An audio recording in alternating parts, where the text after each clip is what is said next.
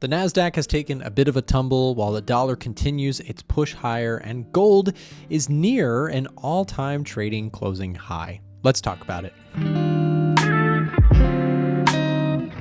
So first up, we've got to talk about the comments that Trump made yesterday, which definitely had some impact on the markets. He actually spoke a little bit about Jerome Powell, but Trump says president should weigh in on but not order Fed rate decisions. He actually even pointed out that he thinks that Jerome Powell, and you guys know Trump, you'd never know if he's like fully serious or if he's just being dramatic, but he said that, he thinks that the chairman's job is one of the easiest in Washington. You show up once a month, flip a coin and make a decision, which got a lot of, social media posts going crazy. But, I do think that the rhetoric here is definitely one that makes markets a little bit uncertain because, again, Jerome Powell and the Federal Reserve act separately from, the Republicans, the Democrats. They're supposed to be, the theory here is that they're supposed to be bipartisan agreement that, the Fed operates independently to manage the money supply, manage interest rates, keep an eye on inflation, all that good stuff that they are hired to do. And a threat to that could certainly cause some market volatility. We do actually see gold here near an all-time trading high in respect to this, but also something that happened in the UK. We'll talk about UK inflation numbers in just a second, but the stock market has sold off the last few days for a couple reasons. The Nasdaq is especially taking a big hit here in the last day or so. I mean, it's not a huge hit, but a 2% corrective move here in just a day or so, partially because of another piece of news that's happened, which is the chip stuff that came out of Washington as well. Check this out. So Nvidia's stock is down here a little bit here recently because of this little piece right here. So the US government may limit exports of advanced AI chips from Nvidia and others to certain countries, especially in the Persian Gulf, due to security issues amid rising demand for AI centers. This is definitely something you don't want to see. Any sort of in the direction of restriction on how much these companies can sell hurts the stock market story quite a bit because, as we all know, the Nvidias of the world, the Qualcomms, AMDs, Broadcoms, these companies that are making the chips, they are a large contributing factor to why the overall stock market has done very, very well recently. So any threat to that story is definitely one that scares the markets just a little bit. And usually any sort of higher level of restriction or regulation from governments does typically have a little bit of a scare fest for stocks. That being said, overall stocks are flat here for the day so far. Nasdaq's down just a little bit. The Dow Jones here up a little bit, and the Russell is actually up about 1.4%.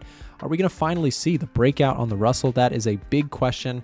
And, depending on where the economy is in the next few months, and if inflation continues to come down, I actually do like the story for the Russell. If you get this scenario where inflation continues to cool, which we could look at real quick. Here's US inflation, CPI year over year under the inflation data category, CPI year over year on the Edge Finder. What we've seen is inflation is continuing to cool. As long as this story continues, it is likely the Fed will continue to cut rates, which would be a positive thing for small cap companies, which borrowing costs for consumers and businesses do impact how they are feeling and financially how they're doing. So lowering inflation means that the Fed may choose to cut rates more, which may help out small businesses especially, which is aka the Russell. So the Russell is up on the day by a good margin, and with this big breakout, I'm very excited to see if this can really gain some legs to it. In the last few years, the Russell has seen nowhere near the same love as the S&P 500 and the Nasdaq, which have been seeing all-time highs. The Russell is sort of flat in the last few years and maybe finally starting to make a bit of a breakout. Speaking of breakouts, we've got breakouts everywhere. We've also got gold here. Take a look at the daily chart. If we zoom in just a little bit, you've got some interesting, attempts here to potentially test the all-time high. We can see the all-time here right around levels that we tested here intraday. Question is, how will this candle close? If you get a big strong candle above or near the high, that could signal strength and perhaps continuation for this gold move. But that being said, if you get a big long wick of rejection at the end of the day, Perhaps that signals a bit more of a consolidation or sideways trading range for gold. So today's candle close will actually be very interesting. On gold, I'm pretty neutral. However, I do think that it's trading higher here recently, partially because we are just a few weeks out from the election. And election uncertainty, Middle East uncertainty, Russia-Ukraine uncertainty, there's no shortage of that. And I do think that those comments that I just mentioned from Trump about Powell also could add to uncertainty. Many people are arguably saying that Powell has done a pretty good job. In fact, that's my opinion. He's done a pretty good job in getting inflation back down from those post-COVID sort of mess that we had to clean up. And again, I'm not saying that that should be on anyone in terms of blame specifically. It's just a worldwide situation we all had to deal with. It created inflation everywhere. And, I think overall, Powell and his team have actually done a pretty good job at working down that inflation and still keeping people in jobs. Here's the jobs added here recently. You can see again, we've seen a nice strong uptick in jobs here recently, but also take a look at the unemployment rate. Unemployment rate has been going up, but please remember, this is also, 4%, 3%. These are long-term historic lows for unemployment in the United States. Yes, it's been on the rise here recently, but it's still very, very low on an overall scale. In fact, you can see there's the big jump in unemployment due to the COVID pandemic, but we've been at a pretty low unemployment rate for the last several years with relatively low interest rates, except for in the last, few years. But before that, we were at low interest rates, pretty strong economy overall. And the economy has actually held up very well, I would say, in recent years. Many analysts thought that the U.S. economy would have crashed by now, considering the high interest rates, high inflation. But somehow the economy is still chugging along. Let's check in on GDP growth for a full picture. And what you can see is that the U.S. economy is still growing at a pretty fast clip, which is, an impressive thing to say the least, considering everything that we've thrown here at the U.S. economy. I'm not saying that it is all great and that consumers feel amazing. Prices are high, people are hurting, don't get me wrong, but the economic readings are still showing generally a pretty strong economy from the U.S., especially when you compare it to, Europe and Japan and other places, which have not seen such strong, rebounds in their economies. By the way, if you guys would like to get access to the Edge Finder, we do offer trials on this. We'll leave a link down below in the description. It's a 30-day trial that you can sign up and apply for, and we'll give you information about what that entails. Again, use the link in the description to apply for an Edge Finder trial. You can get access all of our different tools and indicators, the top setups page, which is what I use for finding the trades that I take, and then of course the different scanning pages, as well as all the economic, labor data, inflation data, interest rates, all sorts of good stuff. So if you don't already have access, try it out for 30 days. Use the link in the description down below. Speaking of breakouts like we just did with gold, let's also talk about Bitcoin. Bitcoin is up big recently here. In fact, if we take a look from this recent low in September that we saw, Bitcoin's up like 30%. From low to high, which is really impressive. That being said, Bitcoin is also breaking out of a long-term weekly chart sort of consolidation phase that I've been watching on my channel on the live streams for months now. We're starting to see what looks to be a potential breakout here.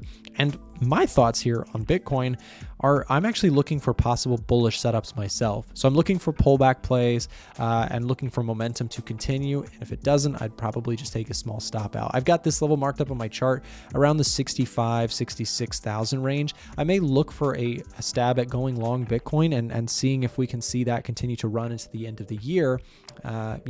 Yes, people are very scared about everything out there, but sometimes when everybody's worked up and nervous about things, those can create some of the best market rallies, just as people feel the FOMO effects of, what goes on. And I want to also say, I put out a video yesterday about the election. I don't think that whether you get Harris or whether you get Trump, I don't think it's going to massively change what happens in market. I don't think it's, if you get one, the market crashes. If you get the other, market rallies. I don't think it's like that.